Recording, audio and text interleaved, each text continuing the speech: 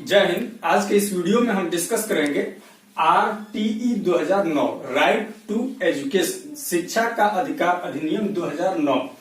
हम बात करेंगे कि RTE 2009 क्या है, इसकी आवश्यकता क्यों पड़ी और इसके प्रावधान क्या क्या है। तीन चीजें बेसिकली हम डिस्कस करेंगे। RTE क्या है, इसकी आवश्यकता क्यों पड़ी और इसके प्रावधान क्या क्या है। चलिए थोड़ा सा इसके बैकग्राउंड के बारे में बात कर लेते हैं। जब हमारा संविधान बनकर तैयार हुआ तो हमारे संविधान निर्माताओं को यह ज्ञान था, शिक्षा के महत्व का ज्ञान था कि हमें अपने बच्चों को शिक्षित करना है, उनको शिक्षा देना है। लेकिन उस समय देश की आर्थिक स्थिति ऐसी नहीं थी कि हम सभी बच्चों को शिक्षा मुफ्त और अनिवार्य शिक्षा दे सके। इसीलिए संविधान निर्माताओं ने इस चीज को संविधान के भाग 4 और अनुच्छेद 45 में शिक्षा को रखा। मतलब संविधान के भाग 4 और अनुच्छेद 45 जिसे हम DPSP के नाम से भी जानते हैं, तो उसमें इस चीज का वर्णन किया गया कि राज्य बच्चों को शिक्षा देने का कार्य राज्य का है। लेकिन आजादी के 52 वर्ष बीत जाने के बाद भी राज्य सरकारों या देश की सरकारों ने इस तरफ कोई ध्यान नहीं दिया। फलस्वरूप दिसंबर 2002 में सुप्रीम कोर्ट ने इस पर स्वतः संज्ञान लिया और जिसके द्वारा संविधान में एक संशोधन हुआ, 86वां संविधान संशोधन 2002। 86वां संविधान संशोधन 2002 हुआ, जिसके द्वारा इसका प्रारूप बन करके तैयार हुआ। यह संसद में 2009 में पारित हुआ। कब पारित हुआ? 2009 में। इसीलिए इसे हम कहते हैं RTE 2009। यह संसद में 2009 में पारित हुआ, लेकिन लागू कब हुआ? 1 अप्रैल 2010 को। लागू कब हुआ? 1 अप्रैल 2010 को। सीधे सीधे एग्जाम्स में सीटेट में क्वेश्चन पूछ लेता है कि RTE कब से लागू हुआ, तो 1 अप्रैल 2010। जब यह इसका प्रारूप बनकर तैयार हुआ तो क्या हुआ? संविधान के अनुच्छेद 21 में अनुच्छेद 21A जोड़ा गया। अनुच्छेद 21A जोड़ा गया और जो अनुच्छेद 45 था उसमें क्या किया गया? संशोधन किया गया। क्या हुआ? संविधान में अनुच्छेद 21A जोड़ा गया और अनुच्छेद 45 में संशोधन किया गया। क्लियर है? और इस तरह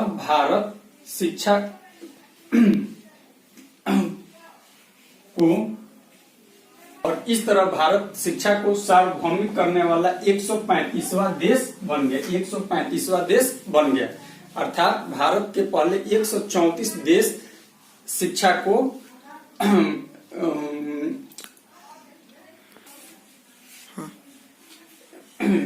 को सार्वभौमिक कर चुके थे। तो भारत 135वां देश बन गया। क्लियर है? चलिए, ये तो थोड़ा सा हो गया इसका फ्लैशबैक, बैकग्राउंड इसका क्या था। अब हम बात करेंगे पहला चीज कि ये क्या है, RTE क्या है। तो जैसा कि नाम से ही स्पष्ट है कि RTE राइट टू एजुकेशन अर्थात शिक्षा का अधिकार। तो यह क्या है? यह क्या कहता है कि 6 से 14 वर्ष के सभी बच्चों को निःशुल्क और अनिवार्य शिक्षा देने का कर्तव्य राज्य का है, अर्थात देश का है। किसी भी देश के, इस भारत देश के 6 से 14 वर्ष के बच्चों को शिक्षा देने का कर्तव्य किसका है? राज्य का। और ये कैसा रहेगा? निःशुल्क और अनिवार्य।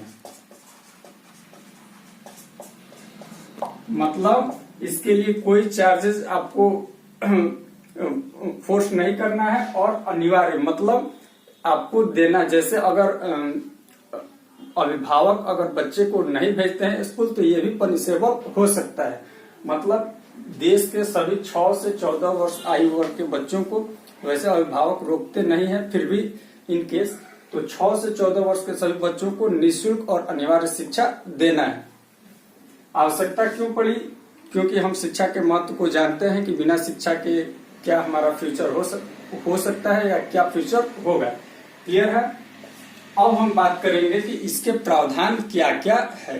ठीक, तो चलिए हम डिस्कस करते हैं। सबसे पहले एक बार थोड़ा सा इसको आप देख लीजिए कि यह पहले भाग 4 और अनुच्छेद 45 में इसका मतलब डीपीएसपी में इसका वर्णन था। 86 संविधान संशोधन 2002 के द्वारा इसको संविधान में शामिल किया गया। इसके द्वारा अनुच्छेद 21 जोड़ा गया और अनुच्छेद 45 में संशोधन किया गया।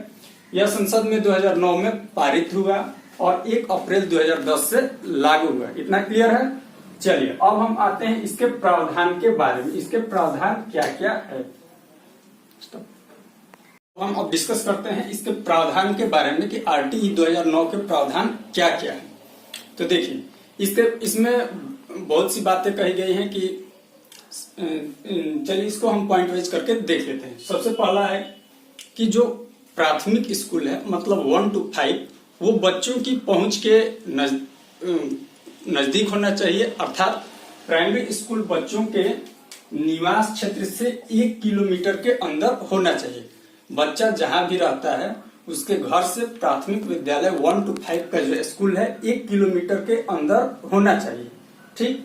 और वही उच्च प्राथमिक है मतलब 6 to 8 वाला जो स्कूल है वो बच्चों के निवास क्षेत्र से कितना 3 किलोमीटर के अंदर अंदर होना चाहिए। यदि ऐसा नहीं है तो या तो उसके लिए छात्रावास की व्यवस्था की जाए, नहीं तो उसके आने जाने के लिए वाहन की व्यवस्था की जाए। ऐसा आरटीई 2009 में किया गया है। वास्तविकता क्या है वो आप खुद जानते हैं। वैसे विद्यालय और प्राथमिक विद्यालय सुलभ है, हर क्षेत्र में है, बच्चों की पहुंच के अंदर है। अगला है, ये क्लियर है। अगला है एडमिशन के समय नो फीस नो इंटरव्यू, मतलब जब बच्चे का नामांकन किया जा रहा है उस समय आप उस पर कोई भी अनुदान देने के लिए फोर्स नहीं कर सकते हैं। बच्चे को इंटरव्यू देने के लिए बाध्य नहीं कर सकते हैं। और ऐसा नहीं कि आवश्यक कागजों की कमी के कारण आप ये नहीं कर सकते कि आपका एडमिशन नहीं होगा। क्लियर है। पहला था कि प्राथमिक विद्यालय 1 किलोमीटर और उच्च प्राथमिक 3 किलोमीटर के अंदर होना चाहिए। दूसरा क्या है कि no fees no interviews, admission के समय कोई भी आप उस पर फोर्स नहीं कर सकते कि आप अनुदान दीजिए तभी आपका एडमिशन करेंगे, आप इंटरव्यू दीजिए तभी एडमिशन करेंगे, आपके पास ये कागज नहीं है तो आपका एडमिशन नहीं होगा, ऐसा कुछ नहीं करना है, ठीक है। अगला है स्टूडेंट टीचर रेशियो की बात इसमें कही गई है कि विद्यालय में स्टूडेंट और टीचर का रेशियो क्या होगा। तो इसमें है 30:1 मतलब 30 बच्चों पर एक शिक्षक का होना आवश्यक है। किसमें? प्राइमरी के लिए 30 बच्चों पर एक शिक्षक। वैसे व्यवहार में ऐसा नहीं देखा जाता है, लेकिन आइडियल क्या है 30:1। अपर प्राइमरी के लिए क्या है 35:1। और जब विद्यालय में बच्चों की संख्या 200 से ऊपर हो तब यह रेशियो 40:1 हो सकता है। तो एक बार रिकॉर्ड कीजिए 30:1 प्राइमरी में, अपर प्राइमरी में 35:1 और जब बच्चों की संख्या 200 से ऊपर हो तो यह रेशियो क्या हो सकता है 40:1। क्लियर है। चलिए अगला पॉइंट है कि admission at any time and students will not fail in till class 8, मतलब बच्चों का एडमिशन कभी भी करना है। ऐसा नहीं कि आपका है कि 8वीं क्लास तक बच्चों का एडमिशन जब बच्चा आए विद्यालय में, अप्रैल में आए या दिसंबर में आए, जब विद्यालय में आता है तो उसके आपको एडमिशन करना है। आप ये नहीं कर सकते कि नई सेशन एडमिशन का समय खत्म हो गया तो आपका एडमिशन नहीं होगा, ऐसा नहीं है। 8वीं क्लास तक आपको बच्चे का एडमिशन जब वो आता है विद्यालय आपको बच्चे का नामांकन करना है और 8वीं क्लास तक मतलब उसको फेल करके किसी भी क्लास में नहीं रोका जाएगा। क्लियर है।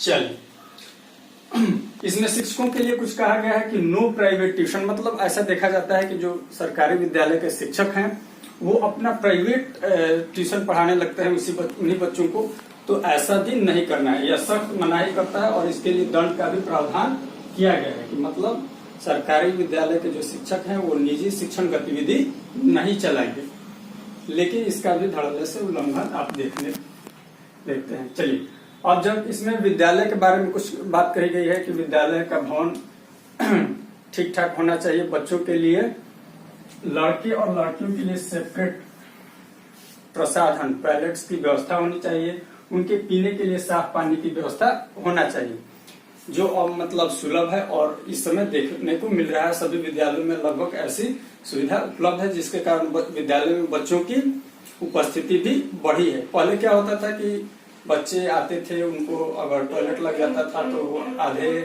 हाफ टाइम से घर चले जाते थे या भाग जाते थे, लेकिन अब मतलब सेपरेट टॉयलेट्स है तो बच्चे विद्यालय में रुकते हैं, उनके लिए पीने की पानी की भी व्यवस्था है और एमडीएम तो के द्वारा तो भोजन मिलता ही है। क्लियर है।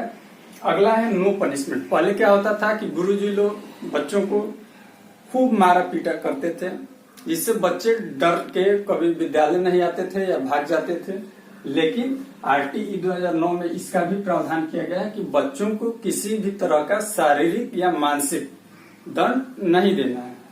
क्लियर है। क्या होता है कि कोई शिक्षक सोचते हैं कि ये बच्चा फी तो देता नहीं है, फ्री में पढ़ता है, सरकारी विद्यालय है, तो ऐसा करते हैं इसको मेंटली हम टॉर्चर करते हैं या इसको कुछ कोई हम दंड देते हैं जिससे बच्चा डर करके विद्यालय न आए। लेकिन आरटीई 2009 ऐसा सख्त ताकीद करता है कि बच्चे को किसी भी तरह का पनिशमेंट नहीं देना है। तो आई होप आप ये चीजें समझ गए होंगे, और तो उम्मीद करते हैं कि आपको ये चीजें समझ में आई होगी। तो चलिए मिलते हैं अगले क्लास में किसी नए वीडियो के साथ, तब तक के लिए जय हिंद।